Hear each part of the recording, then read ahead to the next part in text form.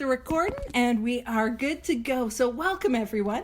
Where we're going to be picking up today is in the chapter to employers. So we're on page 139, and we are at the very bottom paragraph, when dealing.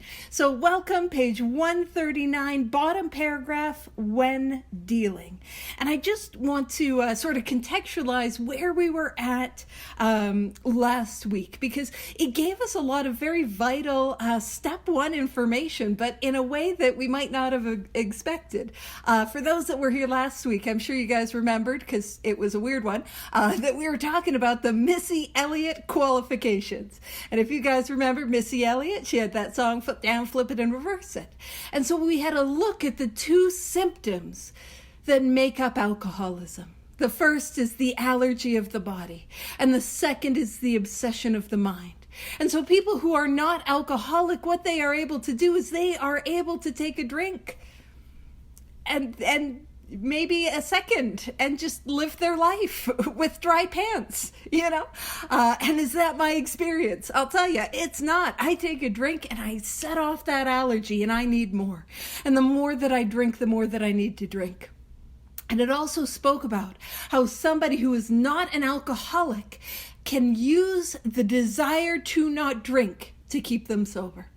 They decide, hey, I'm not going to drink. They're those types of people that'll take antibiotics, and then the antibiotics say, don't drink on this. And you know what they do? They don't drink on it. Wild, that course of action, right?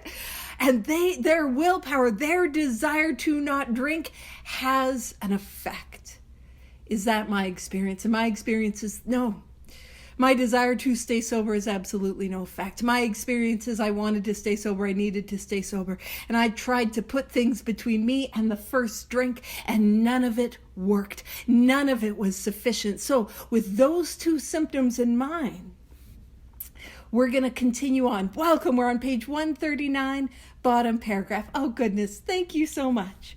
So it says, when dealing with an alcoholic, there may be a natural annoyance that a man could be so weak, stupid, and irresponsible. Even when you understand the malady better, you may feel this feeling rising. And it's a reminder. Don't we sometimes feel that way about ourselves? Not you guys. You guys are spiritual giants, and you've never been annoyed with anyone in the rooms. And I didn't have to share with anyone the sponsorship complaint form that I made for my sponsees. None of you guys relate to that. But there's this idea, is when we misunderstand what alcoholism is, we also then misunderstand what's going on with people. Because a lot of times we'll talk about, man, they just weren't trying hard enough. They just didn't want it hard enough. Why didn't they pick up the phone before they picked up a drink, etc., etc., and so on and so forth. And they are describing things that are impossible for an alcoholic to do. It is impossible for an alcoholic to stay sober on willpower, to stay sober on desire, to play the tape to the end as a permanent solution, to think of the consequences before picking up a drink. Welcome, everyone. We're on page 139, bottom paragraph. And so when we are frustrated with an alcoholic, and we do get frustrated with alcoholics. Of course we get frustrated. Not you guys, but, somebody like me, I'd get frustrated, and it's often a misunderstanding of what alcoholism is. Again, they chose to drink. Man, I've lost the power of choice. If I have alcoholism, it is not a matter of if, but when I drink again. But to the outsider who does not understand this illness, we look like we're out of our minds. We burnt our life to the ground and said, I'm never going to do it again. And we swore up and down. Maybe we threw thousands of dollars at treatment only to come out and drink again. And that is just insane. But as alcoholics, we know that it is because we're up against an illness over which we could not possibly have any power. 139, very, very bottom of the page. It says, a look at the alcoholic in your organization is many times illuminating. Is he not usually brilliant, fast thinking, imaginative, and likable? Oh, goodness gracious. Oh, how did you know? And I will say, this is one of the very few places we get what I like to call an unearned compliment. We didn't have to write some inventory. We didn't have to make an amends. We didn't have to like grow and change. It's just like, aren't we imaginative, fast-thinking, likable? Aren't we just great? It's one of those rare opportunities. So we'll soak it in a little bit, but let's not run with it, because that's not where we need to be with this. But it says, when sober, does he not work hard and have a knack for getting things done? If he had these qualities and did not drink, would he be worth retaining? And welcome, 140, first full paragraph. Should he have the same consideration as other ailing employees? Is he worth salvaging? And just a reminder, what we're doing in this part of the book is we're trying to sell salesmen on why alcoholics should be saved. We're trying to convince non-alcoholics, business people, wheelers and dealers, and I don't do any of that. I don't business. Why an alcoholic should be saved. We know why alcoholics should be saved. We know the deep and important value that, like, man, that the human life has, especially the alcoholic. We see that gem, that like glimmer of like who we truly are beneath the guilt, the shame, the selfishness, the self-centeredness. We see that and we know. But what Hank Parkhurst, with some heavy editing by Bill Wilson, is trying to do is trying to explain to business people why alcoholics are worth retaining. And that's why why they should give these alcoholic employees a fair chance. So it's like, is not our experience that alcoholics, we have all these characteristics. And if we stayed sober, or wouldn't we be some of the best? And it goes on to ask, like, is it worth trying to help this guy? Is it worth trying to help this alcoholic? Now, for us, the answer is obvious, but it's not always obvious for business people. It says, if your decision is yes, whether the reason be humanitarian or business or both, then the following suggestions may be helpful. And so what we're then going to get into, so it's like sort of prepping the employer. Am I willing to give this opportunity, the opportunity for the employee to take the course of action that is the 12 steps and to set them up for success? Am I willing to do that? And then we can see, if yes, then this. And the then this is going to be what I like to call the requirements for the employer. This is what the employer is going to be asked to do to prepare for the employee being offered this way of life. This is the first one. Can you discard the feeling that you are dealing only with habit, with stubbornness, or a weak will? Now, that is also, a lot of times we point to two employers as being immensely useful, especially in sponsorship. And it's important that when I look through the lens of sponsorship, that I have that lens too. When I'm working with alcoholics, I will tell you, it is almost never stubbornness, weak will, or habit. What it is an illness over which they could not possibly have any power. Now, if the employer is not sold on this idea, it says, if this presents difficulty, rereading chapters 2 and 3, where the alcoholic sickness is discussed at length, might be worthwhile. Welcome, page 140, first full paragraph. And so chapters 2 and 3 there is a solution and more about alcoholism.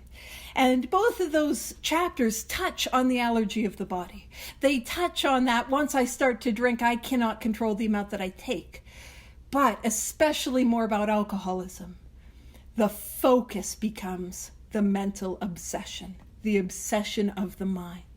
And that is what we would be confused about in regards to alcoholism just being stubbornness, weak will, or a habit. That is where we would be confused. And that is often where many of us are even confused as alcoholics in Alcoholics Anonymous.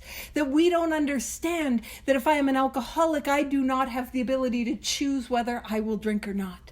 I'm up against an illness which I've got nothing that in and of myself that I can stop. It's not a matter of if I drink again, but when. And when I work with alcoholics, it's imperative that I have that in mind. That when I'm sponsoring others, when I'm working with others, that it's not a matter of if they will drink again, it's when, unless we can get to that spiritual awakening. And the way that we have to get there is through these 12 steps as a way of life. And so that tells me that I've got to move within that window of willingness. I talk about this quite a bit.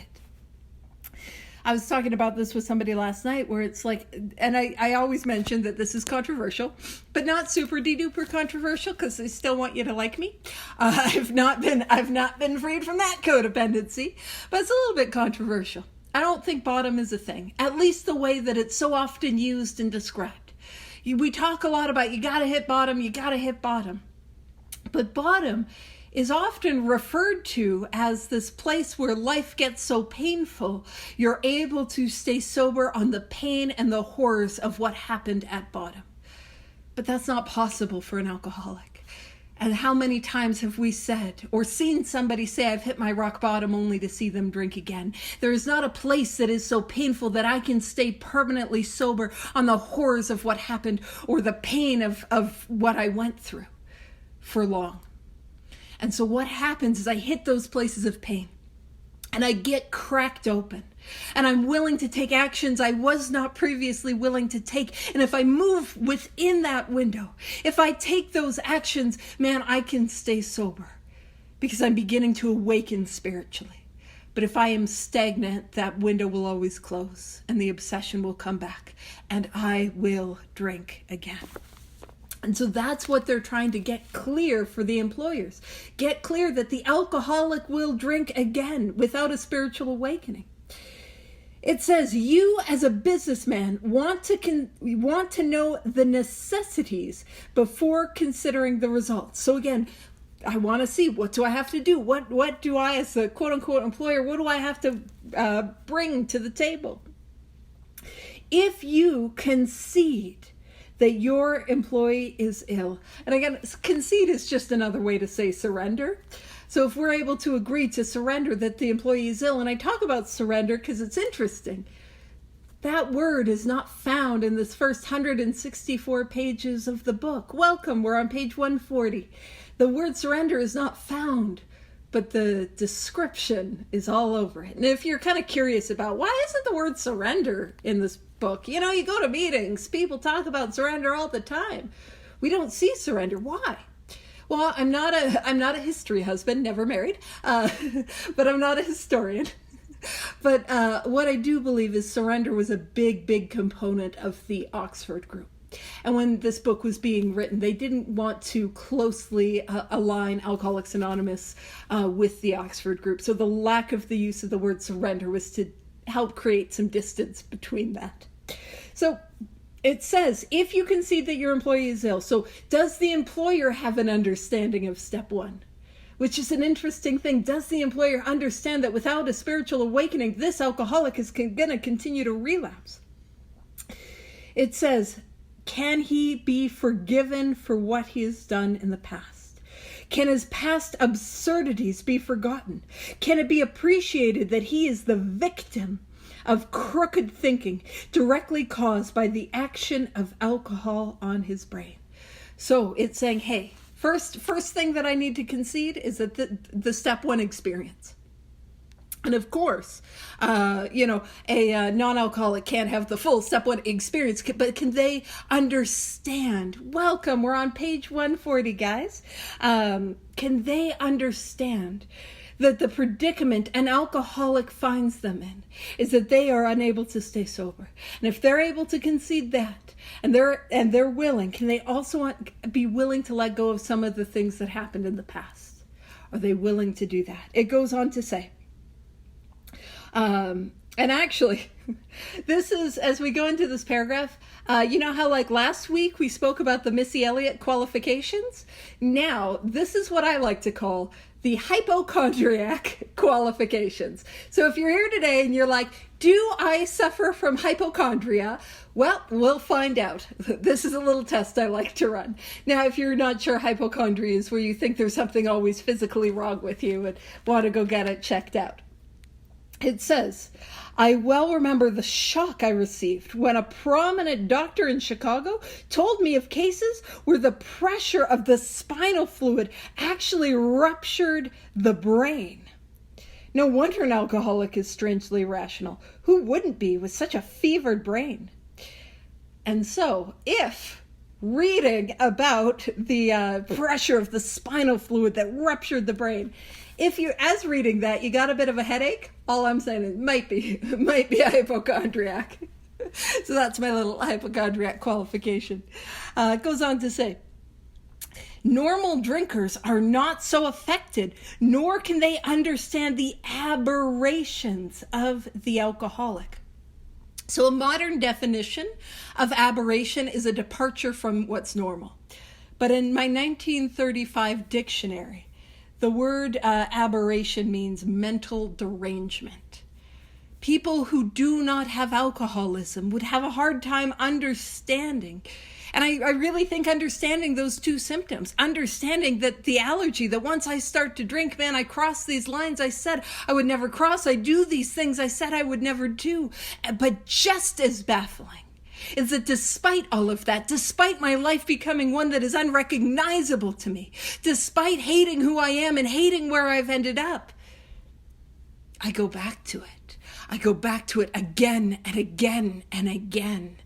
And people who do not understand alcoholism would struggle to understand that. And it goes on to explain, your man has probably been trying to conceal a number of scrapes, perhaps pretty messy ones. Now, I won't do a show of hands, but I'll just say many of us have had a scrape a time or two. The consequences from going out on a spree and like blowing up my life and blowing up the career and blowing up everything. So he goes on to say they may be disgusting. And if you remember back on page 21, it speaks about who we are is truly a Dr. Jekyll and Mr. Hyde. Who I am when I'm sober is not who I am when I'm drinking. It says you may be at a loss to understand how such a seemingly above-board chap could be so involved. Yeah, some of the things that, man, I know I'm not alone. That my life was becoming one I couldn't imagine. I had absolutely lost control of who I was and lost control of my life. I just couldn't do it. I just couldn't do it. And that reality is what they're trying to do is if this employer is like, okay, I'm willing to give this alcoholic a chance. I'm willing to keep them on. I'm willing to, send them off to detox, and I'm willing to offer them these 12 steps as a way of life. I'm willing to do that.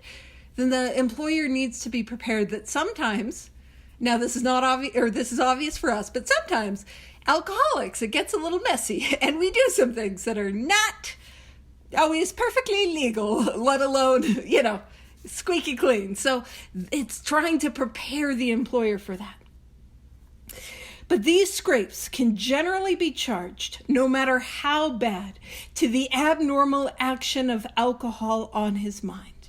When drinking or getting over a bout, an alcoholic, sometimes the model of honesty when normal, will do incredible things. And again, incredible is in the scope. I like to say it's incredible like the Hulk, not incredible like a Nobel Peace Prize or a Tony, And he goes on. Afterwards, his revulsion will be terrible. And we can look, is this my experience as an alcoholic? Is my experience that who I am when I'm sober is not who I am when I'm drinking? And I cross these lines and I come to filled with guilt and shame and remorse. And does that lead me to say, that's it, I'm never going to drink again, only to find myself drinking again? Is that my experience? And it's also a reminder that is the power of alcoholism. That it will take me to places I never wanted to go, to do things I never wanted to do, to cross lines I said I would never cross. And I can't stop myself. But it is also a reminder that who we are is not our alcoholism. You see, I came to the rooms of Alcoholics Anonymous and I thought I was broken beyond repair. I thought I was the worst person that ever lived. And what it's saying is that no, this is alcoholism. And if we strip away the stuff between me and this power, me and God, what will awaken is who I truly am. And that is who I truly wanted to be. It goes on to say, nearly always, these antics indicate nothing more than temporary conditions. That these are the consequences of my alcoholism. They are not who I am. And that is also a message of hope. Because they're trying to let the employer know, like, hey, it's going to get a little messy, but that's not who your employer is. But a reminder for us, that's not who I am. It goes on to say, that is not to say that all alcoholics are honest and upright when not drinking. Of course, that isn't so. And such people may often impose on you. Seeing your attempt to understand and be helpful, some men will try to take advantage of your kindness. If you are sure your man does not want to stop, he may as well be discharged, the sooner the better. And this is not a new idea. It told us that on page 96.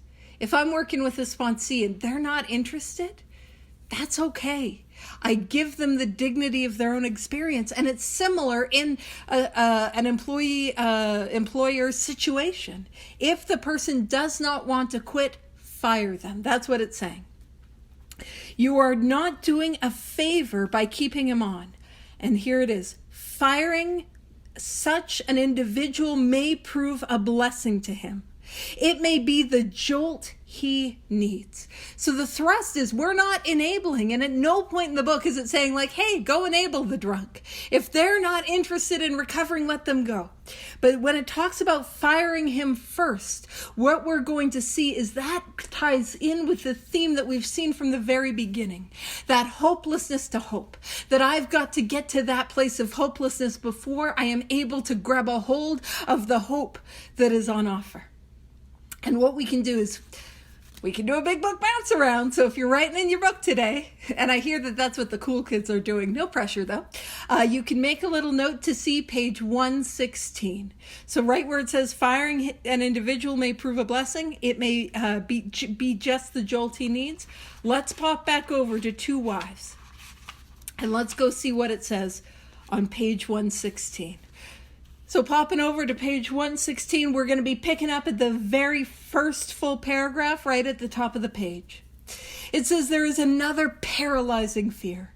You may be afraid your husband will lose his position, which is to say, page 116, first full paragraph, you might be afraid that your husband is going to be fired.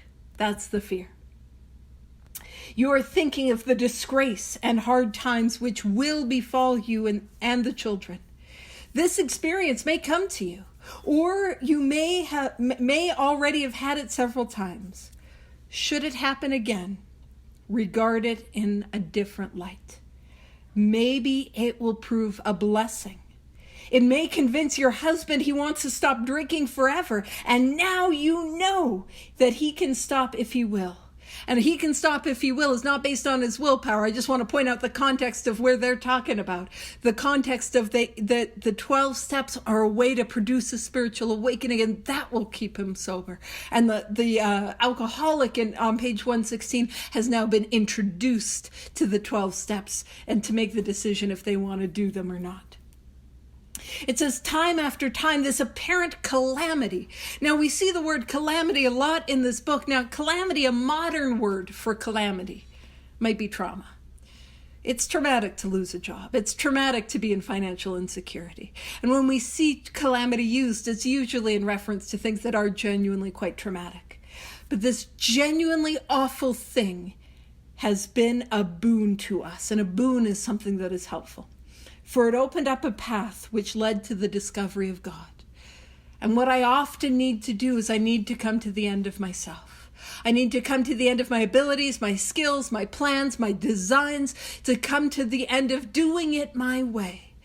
And it can, for many of us, it can be hard to be convinced that we are at the end of ourselves when we're still holding on to money, power, property, prestige, the job, the relationship, all of those things. So back on page 141. What we're seeing is that same idea, that one of the best things that can be done is to fire them first. That firing them first can create that hopelessness in their life, which, by the way, the hopelessness is there. The hopelessness has nothing to do with my outside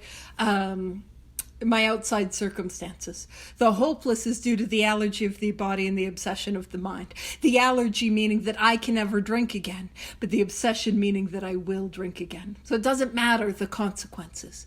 But oftentimes we need those consequences to see that I have this thing, to see that I need help, to clear through all the delusion and all the denial to see the truth.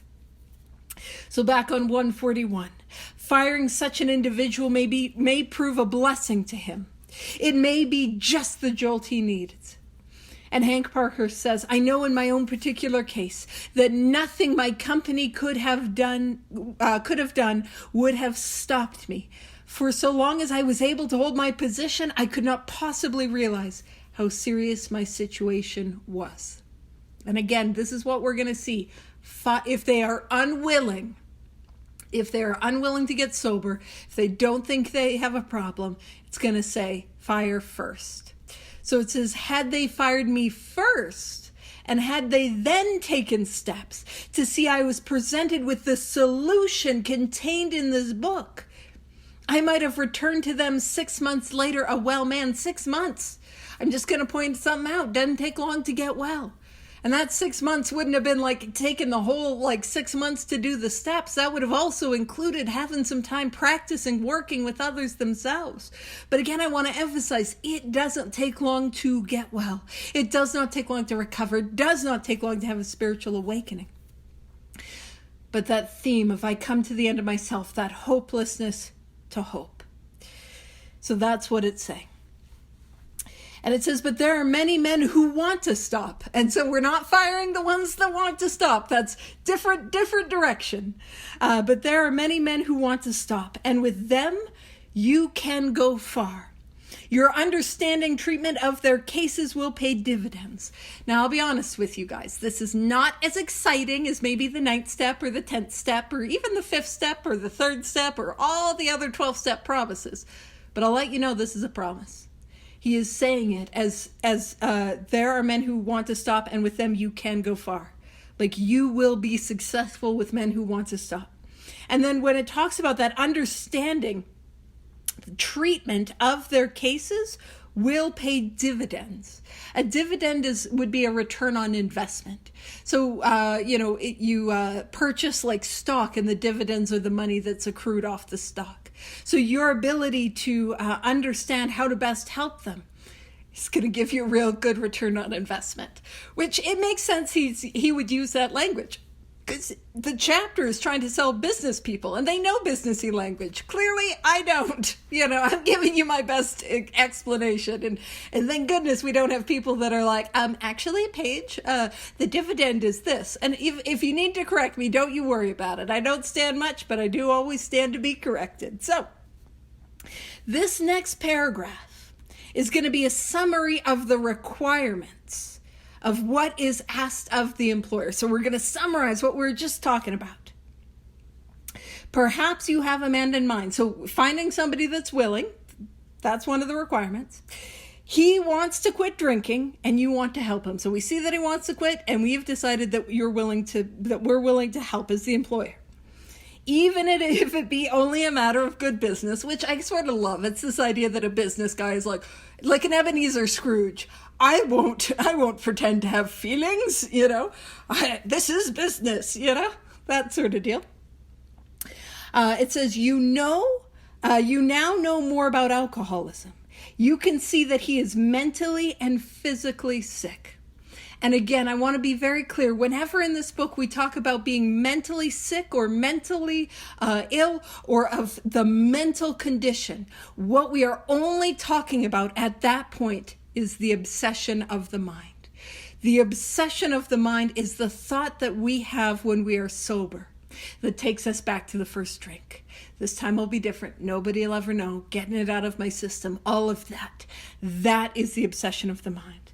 And when we talk about being physically ill, or we talk about the physical aspect of this illness, what we are only talking about, this and nothing else, is the allergy of the body. And the allergy of the body is only what happens once I start to drink. And as I start to drink, that phenomenon of craving sets off and I need more. The more that I drink, the more that I have to drink. So again, the obsession of the mind happens when I am sober. It happens when I'm sober. And the allergy of the body happens once I've taken that first drink. And I point that out to, again, just to make it crystal clear, but also it indicates that the solution to my alcoholism cannot be sobriety, because one of the symptoms is present when I'm sober. Sobriety is not a solution. Every time I relapsed, I was sober. I need a spiritual awakening. So it says you can see that he is mentally and physically sick. You are willing to overlook his past performances, and some of the performances as in like the messes and the scrapes and the shenanigans that he's gotten into. Suppose an approach is made something like this. So these are the directions. And one of the things that I love about Two Employers is it, in my opinion, but also my experience with it, is it gives clear-cut directions on communication. I know that you guys are always good at difficult conversations and you have them early and often and readily and freely. But this little codependent, I was never, copy of what? What's the copy that you need? If you let me know what you need, I'll send it to you after. Absolutely. Oh, copy of the recording. I gotcha. Yep, absolutely. I can send it to you. It'll be uploaded later tonight. It took me a while. I got there. Alrighty, so it gives us really clear communication on how to talk to others. And man, it's so helpful. So it goes on to say, state that you know about his drinking and that it must stop. And that is so helpful. Just starting with, like, we're not going to beat around the bush. We're not going to, it's just, I know you've been drinking and you're drinking. It does need to stop. And there's a lot of times, I was talking with a sponsee about this, a lot of times when I've had a sponsee that's relapsed, and I know they've relapsed, and I'm sure they know they've relapsed, I actually don't start a conversation with them asking if they've relapsed, because I understand the shame and the guilt and all of that, and I've not found that to be a helpful course of action to take. Instead, I just start talking to them as if we're both on the same page, exactly that, where it's like, hey, okay, so what we're going to need to do about the relapse is we're going to need to redouble our spiritual efforts. So here's what I think this needs to look like. You don't have to stay where you're staying. We can get through this. We can get you back on track real quickly. That's a thing that I learned to do, because how many times I'm like, hey, so what's going on? And they're like, nothing. And in my mind, I can almost imagine the lights and sirens of the consequences right behind them. Nothing. Everything's great, right? So it's like, just say we know, and so we know, and that's got to stop. And this I love, where it's like, say you might say you appreciate his abilities. You would like to keep him, but cannot if he continues to drink. A firm attitude at this point has helped many of us. So it's saying, I want to keep you. And I think there's also something to really be said about that, to have the hand open, to try to bring in, to try to include. And this is a bit of a tangent, but later on in this chapter, it's going to give us a beautiful description of boundaries. And boundaries, not a 1930s word. And you might be like, boundaries, it's not in the book. Yeah, but I need to be honest, right? Isn't just a boundary just me being honest about what my limitations are, And in that same idea of like being honest about my limitations, I'm communicating, and this is also helpful in communication, to say, I'm communicating with you because I want to continue to have a relationship with you. I'm communicating with you because I care about you and I value our friendship. And that's a bringing in, when it's just, hey, this is going on. We don't have that same warmth, that bringing in. It can often feel like a wall. And so we're creating that gate, that doorway where it's like, hey, you've got to quit. But I want to keep you. So it says, next, he can be assured that you do not intend to lecture, moralize, or condemn. that if this was done formally, it was because of misunderstanding. So we're not here to nag, we're not here to lecture, we're not here to moralize. And that same thing I find to be true when we're working with people who have relapsed. It's not helpful to nag them or lecture or try to why didn't you call me? They're not able. Instead, and I'll tell you what I do is to focus on, okay, what are we going to do now? Let's move quickly. So it says, if possible, express a lack of hard feeling toward him. At this point, it may be well to explain alcoholism, the illness. So again, we are explaining that once an alcoholic starts to drink, they cannot stop. And we're explaining that an alcoholic doesn't have the ability to stay sober on willpower or consequences. Those two symptoms. It says, say that you believe he is a gravely ill person. Gravely ill means fatally ill. And it says, with this qualification, being perhaps fatally ill, again, fatal, does he want to get well? You ask, because many alcoholics being warped and drugged do not want to quit. But does he? Will he take every necessary step, submit to anything to get well, to stop drinking forever? And it doesn't even stop there. It goes on to say, if he says yes, does he really mean it? Or down inside, does he think he is fooling you? And that after rest and treatment, he'll be able to get away with a few drinks now and then. We believe a man should be thoroughly probed on these points. Be satisfied he's not deceiving himself or you.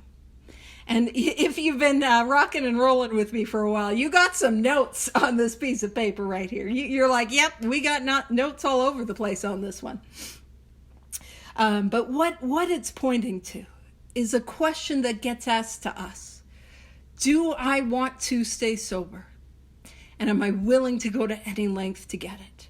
And what we're going to do is we're going to go and see that this is not the first time this question is asked. That we're going to see where it's asked again and again and again and again. And so if you're writing in your book, you can make a note to see page 42. And some of you are going to be really grateful because this is the last time we're going to do this, because this is the last page. So 42, I'm going to try to do it so I can put it in the chat. Page 58, page 90, page 112, and the page that we're on, 142. So page 42, page 58, page 90, page 112, and the page that we're on, 142. Oops, I put it in the wrong part of the chat. 1 second. I got that for all of you. All right, so let's pop over to page 42. Page 42. And what we're going to do is we're going to pick up at the first full paragraph. It's about halfway down the page, a little before halfway. It says, 2 members of Alcoholics Anonymous came to see me. They grinned, which I didn't like so much, and asked me if I thought myself an alcoholic and if I were really licked this time. And so this is the 2 alcoholics, probably Bill Wilson and Fitz Mayo, carrying the message to Fred, whose name is also actually Harry Brick. And they're asking, do you think you have alcoholism? And are you willing to go to any length? Are you licked? Which is to say, are you done fighting? You know, are you at the end of yourself? Are you willing to try another way? And he had to concede both propositions. Now let's pop over to page 58. And we're going to a very familiar reading, how it works. And we're going to be going to the second paragraph where on page 58, where it says our stories disclose. Page 58, second paragraph. Our stories disclose in a general way what we used to be like, what happened and what we are like now. And here's that same question. And it's being asked directly to us. So, you know, we can't be like, hey, I'm not Fred. They're not asking me. They're asking me in this one. If you have decided you want what we have and are willing to go to any lengths to get it, then you are ready to take certain steps. And I can take those statements, turn them into questions. Do I want what you have? What do we have? What do we have in Alcoholics Anonymous? What we have is permanent contented sobriety. That's what we have. That's what's available to us. Permanent contented sobriety. The asterisk is that it is contingent on these 12 steps as a way of life. And am I willing to go to any lengths? And if I am there, then I'm willing to work these 12 steps as a way of life, like my life depends on it, because it does. Those are the certain steps it's talking about. So let's pop over to page 90. And these are the questions like to the sponsee, but we'll see it again. So we're going to go to page 90, and we're going to go to the 1, 2, 3, third full paragraph on page 90.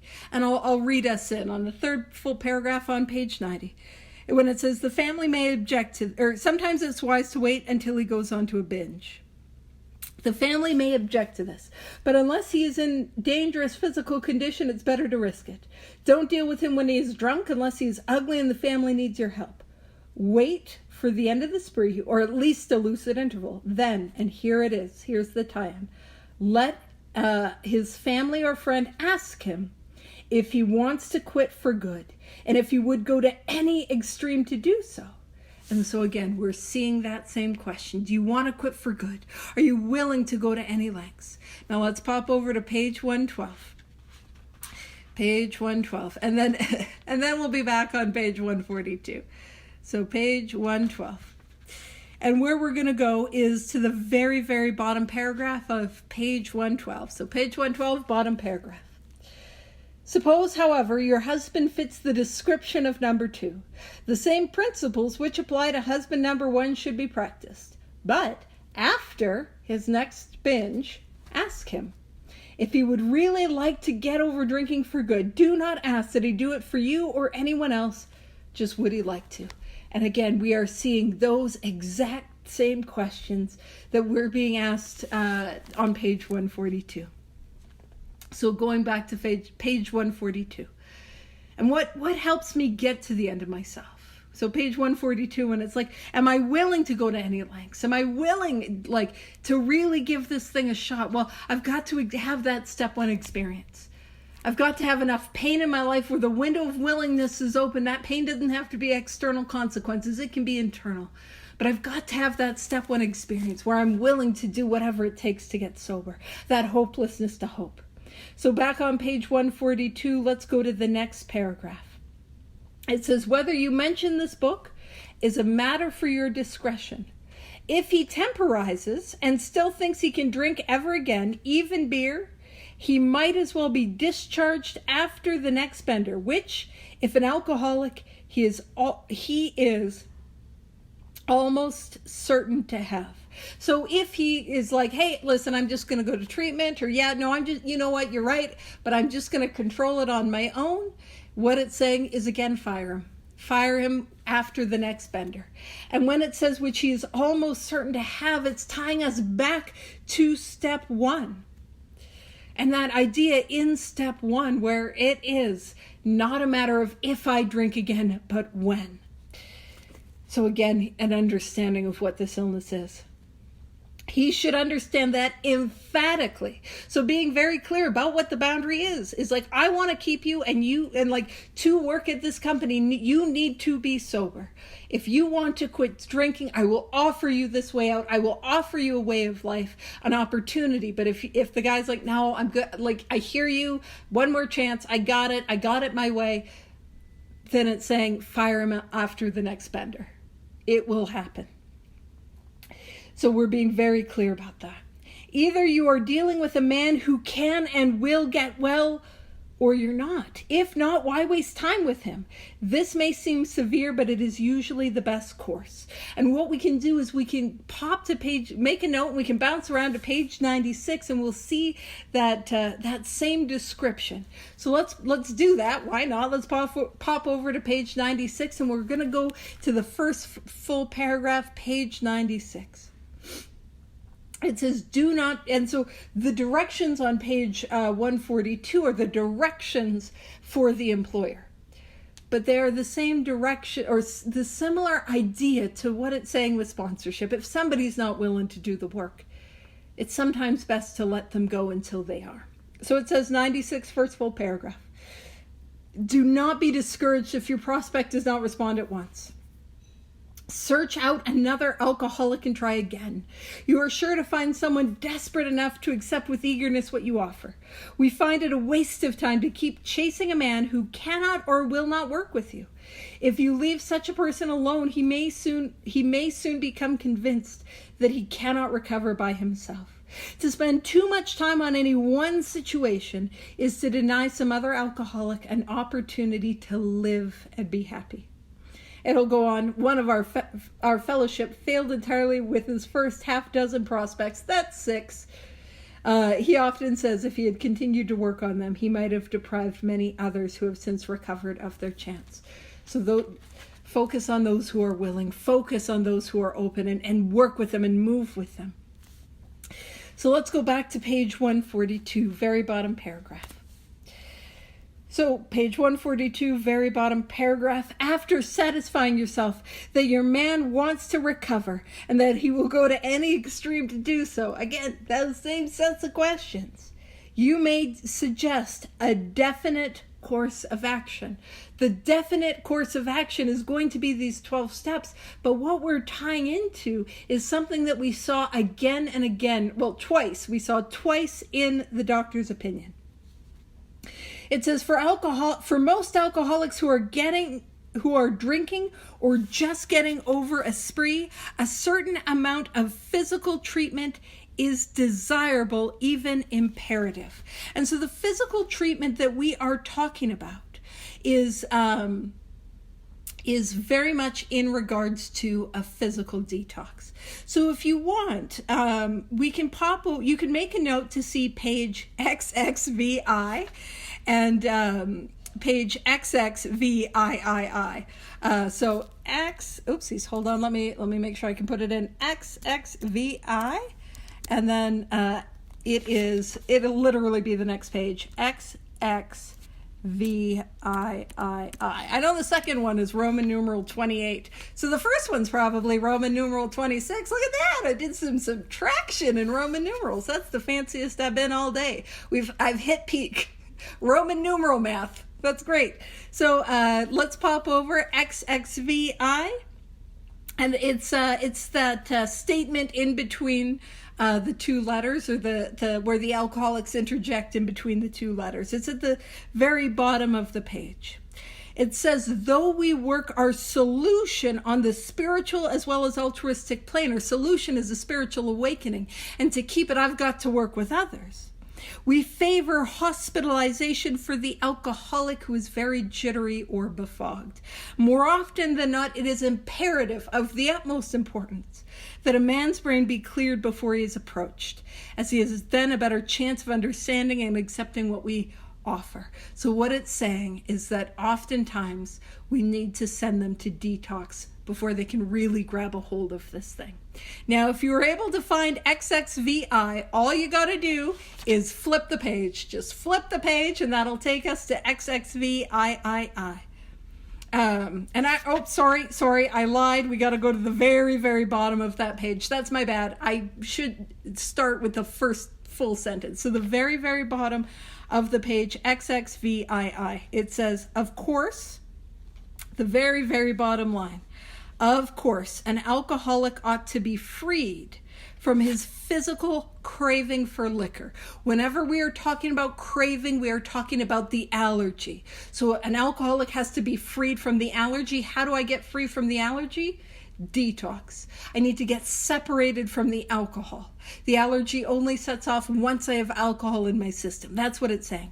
And it goes on to say at the top of XXVIII, and this often requires a definite hospital procedure before psychological measures can be of maximum benefit. So what we're talking about on page 142 and 143 is not brand new information. It is the information that the doctor was giving to us, that oftentimes a detox, especially if somebody cannot get a day or two sober, they need detox to create that separation, to create that break, so that we can offer them these 12 steps. So popping back to page 143. I'll read us back in. So for most alcoholics who are drinking or just getting over a spree, a certain amount of physical treatment is desirable, even imperative, the utmost importance. The matter of physical treatment should, of course, be referred to your own doctor. So we're not doctors, although I did write my own prescription a time or two. It says, whatever the method, its object is to thoroughly clear mind and body of the effects of alcohol. So again, the whole purpose is detox. Treatment is not a solution for alcoholism. It can be a great place to get a bit of separation, but it's not a solution. It says, in competent hands, this seldom takes long, nor is it very expensive.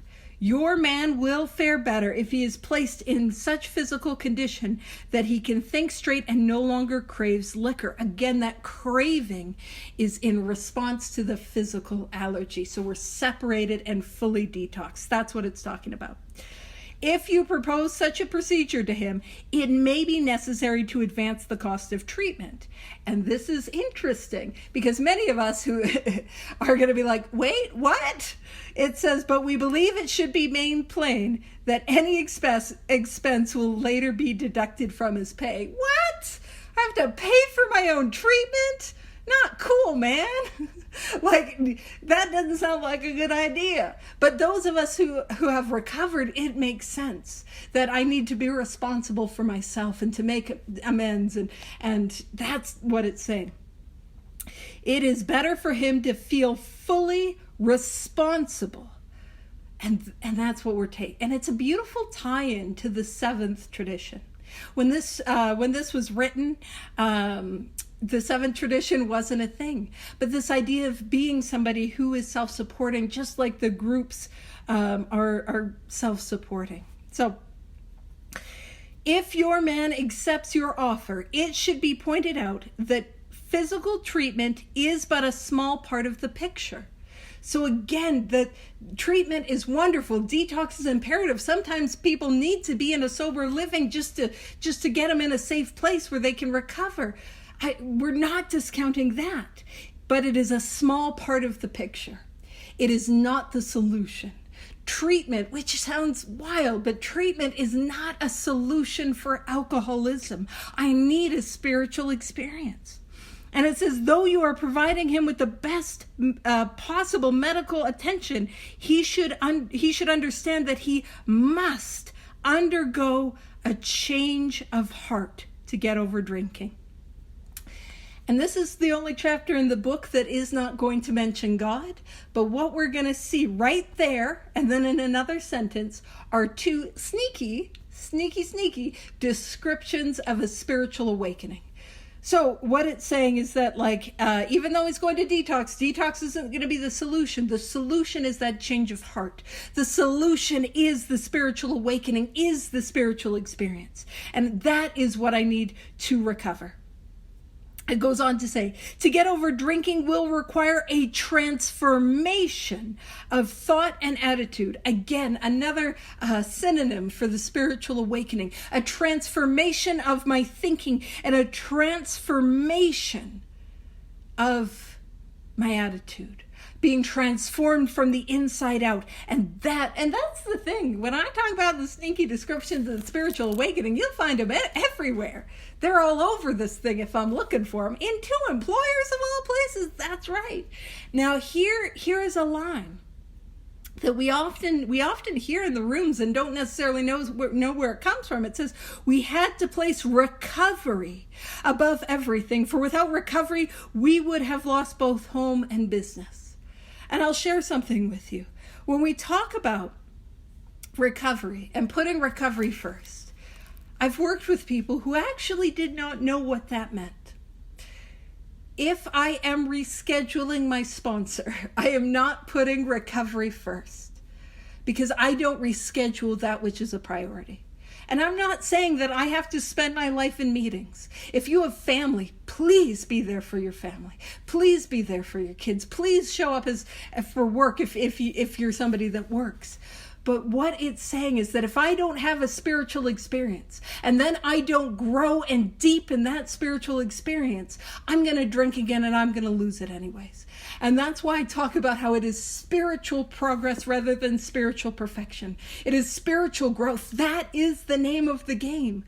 Because how often do I think I'm progressing because I got the job or the car or the relationship? or the power, the prestige, and it's all these external things which are wonderful, and I want that for you.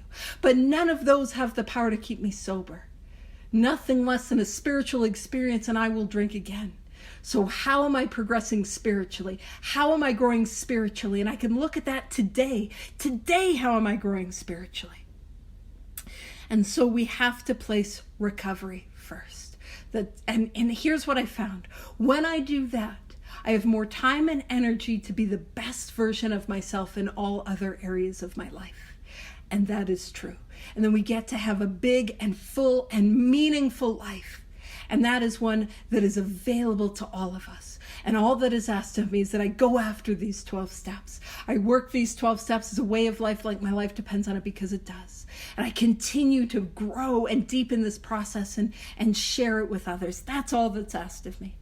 And weirdly enough, well, I've run out of time regardless of what I think. That's not a bad stopping place. So we'll leave it there. And what I will do is I will stop the recording.